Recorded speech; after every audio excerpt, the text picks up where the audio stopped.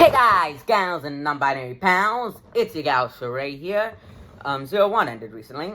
I'm gonna review the whole story because I'm gonna start doing episodic reviews of, well, Saber when it starts soon. Yeah, so,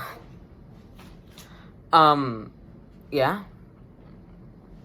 Either way, it's gonna be a fun time, hopefully. Yeah, but, for now, let's get into 01. Let's, well, take a look at the story.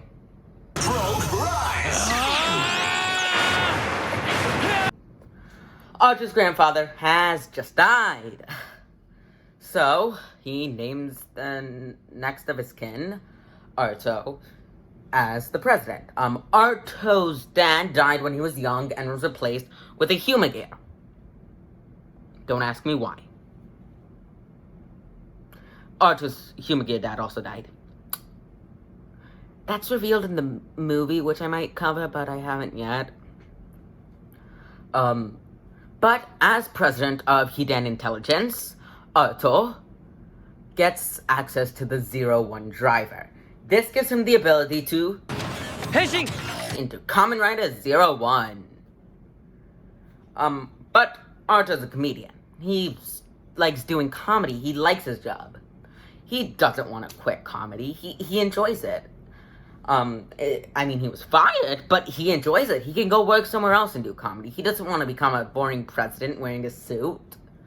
But yeah, human gears start becoming the monsters, and Arto's like, oh, well, in that case, there's only one person who can stop them. Boo and Yaiba, however, work for AIMS, the Artificial Intelligence Military Service. They break orders, and Fua forces open the Shooting Wolf progress key and henshins into Vulcan. In the next episode, Yaiba henshins into Valkyrie. Hirobi, who is the leader of Metsubo Jinrai, which, as of the episode, only contains, well, his adopted son Jin,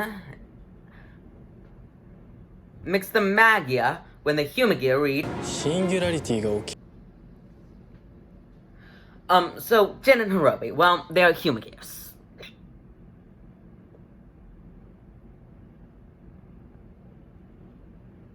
Hirobi uses the Sting Scorpion progress key along with the Force Riser to henshin into Kamen Rider Hirobi. Yes, names aren't very creative anymore.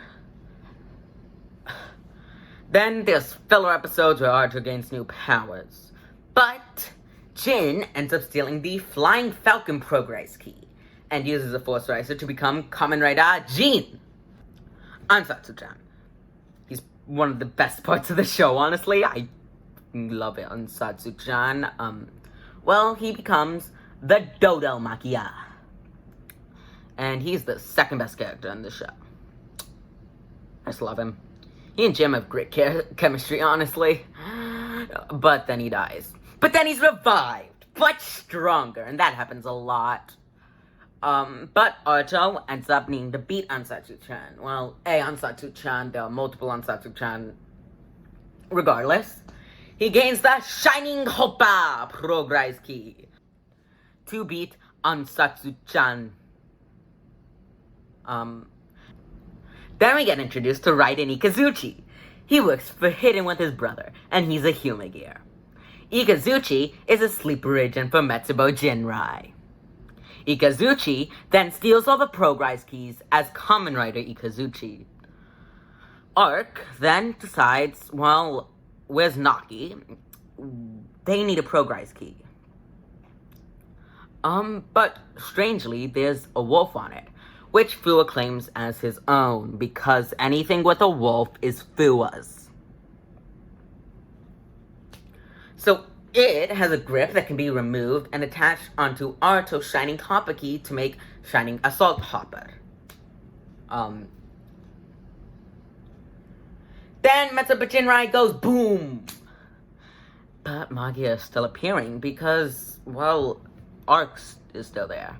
But, guys! Gayamatsu appears. He is 10% sure he can buy out Aruto's company.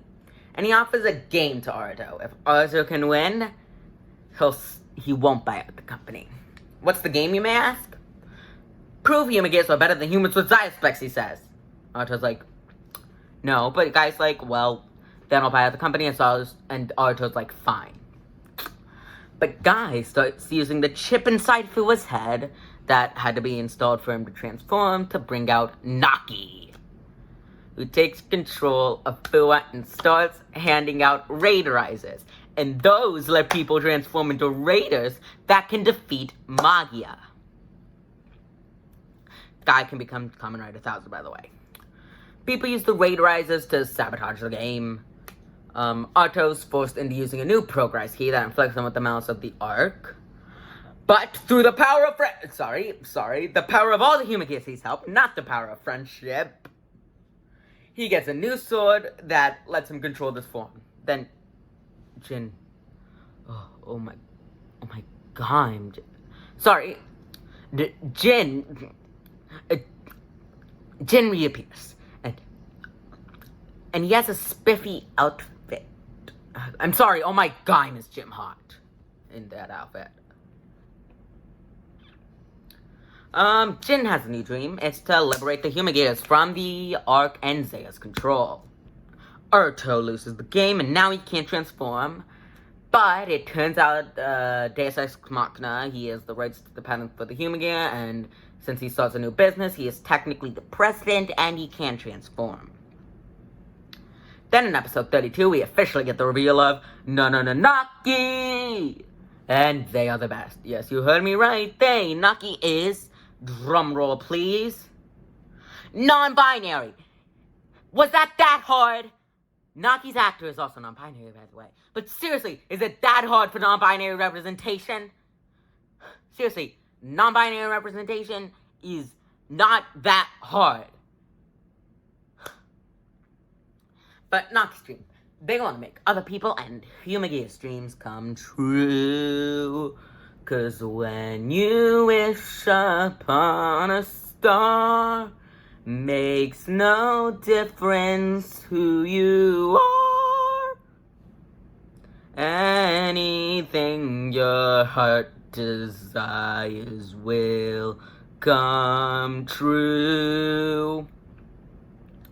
Yaiba helps separate Naki from Fuwa as Jin reclaims Azuchi's data and revives him. Hey, do you want 6 clip shows in a row?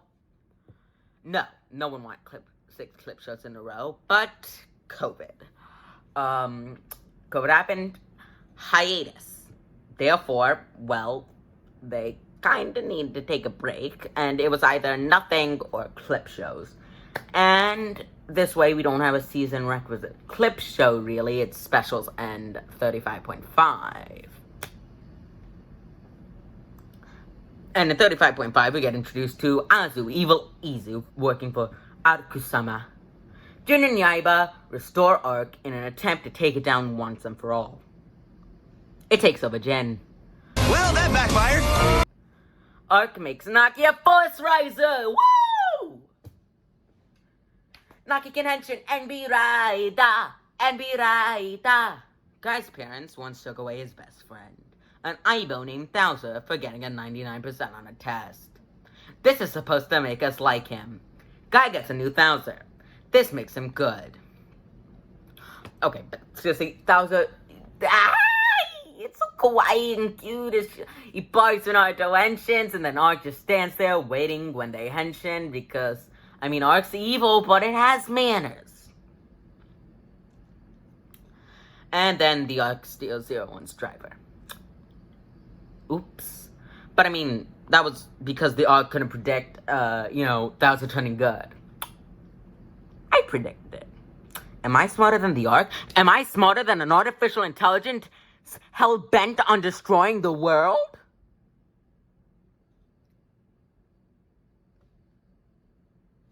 Tell me, am I? But then again, R2 makes a new driver. What's better than 01? 02! Hi! Aruto ja! Right on! Hi! Except that's not how it works. 0-1 is binary for 1, and since, binary is, like, computer stuff and, robots, shouldn't it be Kamen Rider 1-0, not 0-2? Like, I get the naming scheme, but 1-0 makes so much more sense. Wanrei Ichizuru Ichire. There's so many ways you can do it. Hirobi hates Arc now. This is supposed to make us like him. Hirobi teams up with Aruto. This makes him good. They defeat the Arc. Hirobi decides that, in order to stop Arc, Malice must be destroyed. Which is true, the Arc is born from Malice, and without Malice, the Arc can't exist. Hirobi decides, well, humans, they cause Malice. If I get rid of all the humans, there'll be no Malice, because he clearly has the brain of a 5-year-old. Turns out, Jin was rebuilt by Zaya's new president, and is ordered to kill Hirobi by him. Hirobi kills Izu, which makes Aruto become Arc, who I'm now calling Arkuto because that's just funny. Hi, Aruto-jan Naito! Arkuto swears vengeance, and then accidentally kills Jin while trying to kill Hirobi. This makes Hirobi mad, and Malice, and Arc. Then we take a break from an epic fight scene that was about to start to go and visit a Black Lives Matter protest. Oh, I'm sorry, did I say Black Lives Matter? I mean human gear rights protest. Totally not the same thing at all. Totally not based on anything. Yaiba, well, she acts how the police should have acted in America. Yes, I went there. Hirobi becomes a scorpion. Jin is rebuilt. Arc loses. The end. Okay, well, there's a blog. Naki works under Yaiba as leader of the weapons development portion of AIMS, and I'm just so glad. Azu makes a new writer. Thor just beats Vulcan. That's it. Ikazuchi returns to Hidden to work with his brother. Jin and Hirobi now purge the world of Malice, whatever that means. Otto rebuilds Izu and makes his way from 0 to 1 with her again. And the best part, Guy now commands an army of thousands and they are so freaking cute. The end. Until the movie. So, let's talk characters.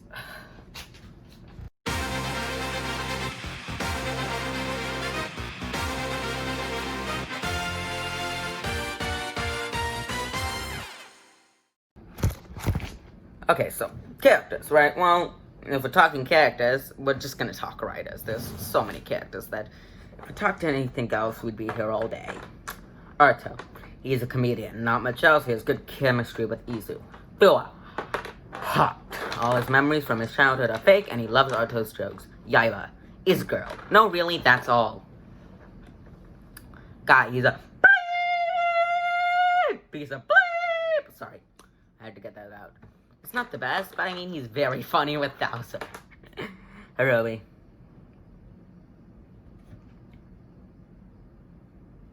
Yeah, there's not much to say about Hirobi that wasn't already said. He doesn't really become a character until the end. Jin is a precious being and must be protected at all costs. Jin is also hot. Ansatsu-chan is precious being and must be protected at all costs. Ansatsu-chan, best boy. Ikazuchi is Ikazuchi, that's pretty much it. Naki is a precious being and must be protected at all costs. Naki best. Naki isn't binary. Naki isn't binary. Okay, well, technically they're robots, so I mean, technically they're binary, but, well, but for real, Naki is probably one of the best characters in the show.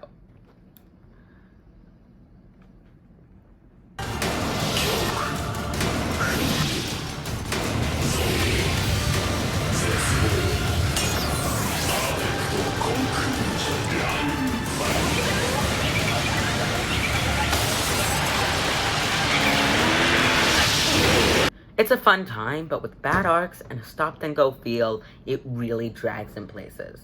Aruto's a non-character, and that really harms the story.